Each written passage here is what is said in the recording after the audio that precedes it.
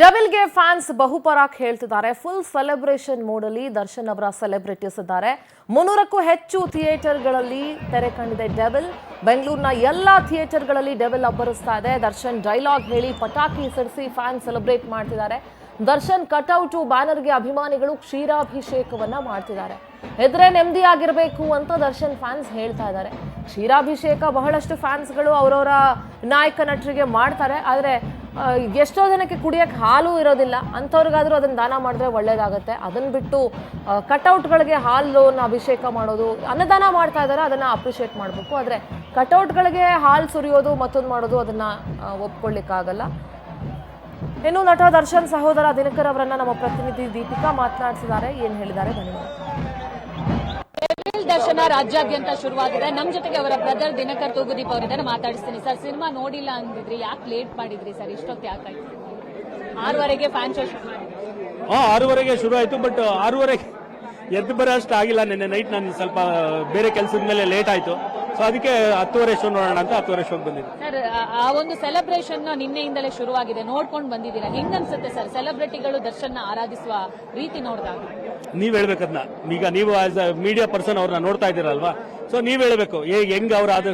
ನಿಮಗೆ ಹೆಂಗನ್ಸುತ್ತೆ sir, words ಇಲ್ಲ. ನಾನು ಅದೇ ಹೇಳೋದಲ್ಲ, ಅವಾಗಲೇ 2 ಸತಿ ಹೇಳಿದ್ದೀನಿ. ನಾನು ಅವ್ರು ಮಾಡ್ತಿರೋ ಎಫರ್ಟ್ಗೆ ಸುಮ್ಮನೆ ನಿಂತ್ಕೊಂಡು ನೋಡ್ಕೊಂಡು ಕೈ ಮುಗಿಬೇಕು ಅಷ್ಟೇ. ಅವ್ರು ಮಾಡ್ತಿರೋದಕ್ಕೆ ಇನ್ನೇನು ಹೇಳಕ್ಕಾಗಲ್ಲ. ಸರ್, ಇವತ್ತೇನಿದ್ರು ನೀವು ನಿಮ್ಮ ಹತ್ರ ಕೇಳಬೇಕಾಗತ್ತೆ. ಇಲ್ಲ ದರ್ಶನ್ ಸರ್ ಇದ್ರೆ ಅವರನ್ನ ಕೇಳಬಹುದಿತ್ತು, ಬಟ್ ಅವರ ಪರವಾಗಿ ನಿಂತು ನೀವು ಮಾತಾಡಬೇಕಾಗತ್ತೆ. ಸೊ ಡೆವಿಲ್ ಸಿನಿಮಾ ನೋಡಿದಂತ ಪ್ರತಿ ವೀಕ್ಷಕ ಏನ್ ಅನ್ಸ್ತಿದೆ? ಒಂದಿಷ್ಟು ರೆಸ್ಪಾನ್ಸ್ ಕಮೆಂಟ್ಸ್ ಎಲ್ಲ ನೀವು ಓದಿರ್ತೀರಾ, ಕೇಳಿರ್ತೀರಾ. ನಿಮಗೆ ಏನ್ ಅನ್ಸುತ್ತೆ ಸರ್ ಎಲ್ಲಾ ರಿವ್ಯೂಸ್ ಗಳನ್ನ ನೋಡಿದಾಗ?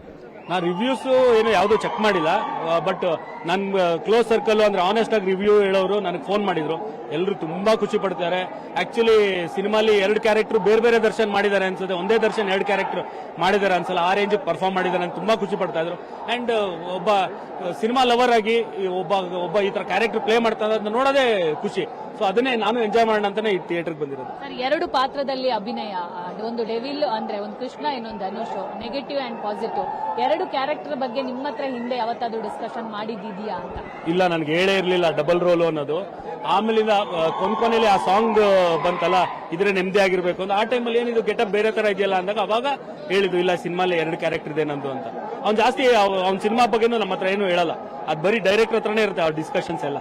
ಶೂಟಿಂಗ್ ಸಂದರ್ಭದಲ್ಲಿ ಒಂದಿಷ್ಟು ವಿಚಾರಗಳನ್ನ ಡೈರೆಕ್ಟರ್ ಹಂಚ್ಕೊಂಡ್ರು. ದರ್ಶನ್ ಅವರು ಇಂಜೆಕ್ಷನ್ ಮತ್ತೆ ಟ್ಯಾಬ್ಲೆಟ್ಸ್ ಇಂದಲೇ ಶೂಟಿಂಗ್ ಕಂಪ್ಲೀಟ್ ಮಾಡಿದ್ದಾರೆ ಅಂತ. ಆ ಪೇನ್ ದಿನಗಳನ್ನ ನೀವು ಅಬ್ಸರ್ವ್ ಮಾಡಿರ್ತೀರಾ ಸರ್? ಯಾವತ್ತಾದ್ರೂ ಮನೆಗೆ ಬಂದಾಗ ನೋವು ಅಂತ ಅಂದಿದ್ಯಾ? ಅದೇ ಶೂಟಿಂಗ್ ಅಲ್ಲಿ ಫೈಟ್ ಸೀನ್ಗಳಾಗಿರ್ಬೋದು, ಅದೆಲ್ಲ ತಡ್ಕೊಂಡ ಮೇಲೆ ಮನೆಗೆ ಬಂದ ಮೇಲೆ ಒಂದಿಷ್ಟು ಪೇನ್ ಅನ್ನು ಅನುಭವಿಸಿರ್ತಾರೆ. ಅದ್ರ ಬಗ್ಗೆ ನೀವು ನೋಡಿದೀರಾ ಕಣ್ಣಾರೆ? ಹೌದೌದು, ಅವ್ನು ತುಂಬಾ ಪೇನ್ ಅನುಭವಿಸ್ತಿದ್ದ, ಮೆಡಿಸಿನ್ಸ್ ತಗೋತಿದ್ದ, ಸ್ಟೆರಾಯ್ಡ್ಸ್ ತಗೊಂಡು ರೆಸ್ಟ್ ಮಾಡ್ತಿದ್ದ, ನಿದ್ದೆನೂ ಮಾಡಕ್ ಆಗ್ತಿರ್ಲಿಲ್ಲ ಅವ್ನಿಗೆ. ಯಾಕಂದ್ರೆ ಬ್ಯಾಕ್ ಪೇನ್ ಅನ್ನೋದು ಫುಲ್ ನಮ್ಮ ಬಾಡಿ ಡಿಪೆಂಡ್ ಆಗಿರೋದೇ ಸ್ಪೈನಲ್ ಕಾರ್ಡ್ ಮೇಲೆ. ಸೊ ಅದೇ ನೋವು ಇದೆ ಅಂದಾಗ ಸೊ ಸ್ವಲ್ಪ ಪೇನ್ ಇದ್ದೇ ಇರುತ್ತೆ. ಸ್ಟೆರಾಯ್ಡ್ಸ್ ತಗೊಂಡಾಗ ಒಂದು 15 ಡೇಸ್ ಗೊತ್ತಾಗಲ್ಲ ಅವನಿಗೆ ನೋವು. ಅದಾದ್ಮೇಲೆ ತಿರ್ಗಾ ಅದ್ರ ಪವರ್ ಕಮ್ಮಿ ಆಗ್ತಿದ್ದಂಗೆ ನೋವು ಶುರು ಆಗುತ್ತೆ, ತಿರ್ಗಾ ಮೆಡಿಸಿನ್ಸ್ ತಗೋಬೇಕು. ಹಂಗೆ ಈ ಸಿನಿಮಾ ಮುಗ್ಸೋಕೋಸ್ಕರ ಅವೆಲ್ಲ ಮಾಡ್ದ ಅವನು. ಸರ್, ಮೇಡಮ್ ಇವತ್ತು ವಿಜಯಲಕ್ಷ್ಮಿ ಅವ್ರನ್ನ ನೋಡಿದಾಗ ಅವ್ರ ಕಣ್ಣಲ್ಲಿ ಖುಷಿ ಕಾಣ್ತಾ ಇತ್ತು, ಆದ್ರೆ ಎಲ್ಲೊಂದ್ ಕಡೆ ನೋವು ಅವರಲ್ಲಿ ಇದೆ ಅಂತ ಅನಿಸ್ತಾ ಇತ್ತು ಇವತ್ತು ಅವರ ಆಬ್ಸೆನ್ಸ್. ನಿಮ್ ಜೊತೆ ಅಂದ್ರೆ ಈ ಪ್ರಚಾರದಲ್ಲಿ ಅವ್ರನ್ನ ಯಾವ ತರ ತೊಡಗಿಕೊಂಡಿದ್ರು ಅಂತ? ಆಬ್ವಿಯಸ್ಲಿ ಅಲ್ಲಮ್ಮ, ಈಗ ಗಂಡ ಆ ಪರಿಸ್ಥಿತಿಲಿ ಇದ್ದಾನೆ ಅಂದಾಗ ಯಾವುದೇ ಹೆಂಡತಿ ಆದ್ರೂ ಅವ್ರಿಗೆ ಬೇಜಾರು ಇದ್ದೇ ಇರುತ್ತೆ. ಬಟ್ ಆ ಬೇಜಾರನ್ನು ಅವ್ರು ಮಾಡಿರೋ ಸಿನಿಮಾ ನೋಡಿ ಅವ್ರ ಸೆಲೆಬ್ರಿಟಿಗಳು ಸೆಲೆಬ್ರೇಟ್ ಮಾಡ್ತಿರೋದು ನೋಡಿದಾಗ ಅದು ಖುಷಿನೂ ಆಗುತ್ತೆ. ಸೊ 2 ಎಮೋಷನ್ಸು ಇದೆ ಮನೇಲಿ, ಖುಷಿನೂ ಇದೆ, ಬೇಜಾರು ಇದೆ, 2 ನಡೀತಾ ಇದೆ. Political drama devil cinema. So political ಫೀಲ್ಡ್ಗೆ ಎಂಟ್ರಿ ಆಗ್ತಾರ ದರ್ಶನ್ ಅವರು? ಗೊತ್ತಿಲ್ಲ, ಅದು ಅವ್ರು ಸೆಲೆಬ್ರಿಟೀಸ್ ಡಿಸೈಡ್ ಮಾಡಬೇಕು. ದರ್ಶನ್ ಪಾಲಿಟಿಕ್ಸ್ ಬರಬೇಕು ಅಂತ ಹೇಳಿದ್ರೆ ಬರ್ತಾರೆ, ಅವ್ರು ಬರಬೇಡಿ ಬರೀ ಆಕ್ಟಿಂಗ್ ಮಾಡ್ಕೊಂಡಿದ್ರೆ ಬರೀ ಆಕ್ಟಿಂಗ್ ಮಾಡ್ಕೊಂಡಿರ್ತಾರೆ. ಈಗ ಸೆಲೆಬ್ರಿಟಿಗಳು ಡಿಸೈಡ್ ಮಾಡ್ತಾರೆ, ಬಟ್ ನಿಮ್ಮ ಆಸೆ ಏನಾದ್ರೂ ಇದೆಯಾ? ಅವರು ಅಂದ್ರೆ ರಾಜಕೀಯಕ್ಕೆ ಬರ್ಬೇಕನ್ನೋ ಆಸೆ ಇದೆಯಾ ಒಬ್ಬ ಬ್ರದರ್ ಆಗಿ? ಇಲ್ಲ, ನಾವು ಫ್ಯಾಮಿಲಿ ಫ್ಯೂಚರ್ ಪ್ಲಾನ್ಸ್ ಏನು ಮಾಡಲ್ಲ. ಲೈಫ್ ಹೆಂಗ್ ಬರುತ್ತೆ ಹಂಗ್ ತಗೊಂಡು ಹೋಗೋದು ನಮ್ಮ ಫ್ಯಾಮಿಲಿ ಎಲ್ಲಾರ್ದು ನೇಚರ್.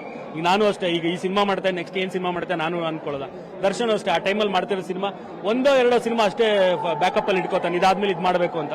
ಅದು ಬಿಟ್ಟು ಇನ್ನೊಂದು 5 ಸಿನಿಮಾ ಏನ್ ಮಾಡಬೇಕು, 10 ಸಿನಿಮಾ ಏನ್ ಮಾಡಬೇಕು, ಲೈಫಲ್ಲಿ ಏನ್ ಮಾಡಬೇಕು, ಅವೆಲ್ಲ ಏನು ಯೋಚನೆ ಮಾಡೋದು. ಮಗ ವಿನೀಶ್ ಏನಾದ್ರು ಅಂದ್ರೆ ಸರ್ ನೀವು? ಅವ್ನು ತುಂಬಾ ಖುಷಿಯಾಗಿರ್ತಾನೆ. ಅವ್ನು ಯಾವಾಗ್ಲೂ ಅಷ್ಟೇ, ಅವ್ನ ಫೀಲ್ ಒಂದೇ, my father is a super star ಅನ್ನೋ ತರನೇ ಇರ್ತಾನೆ.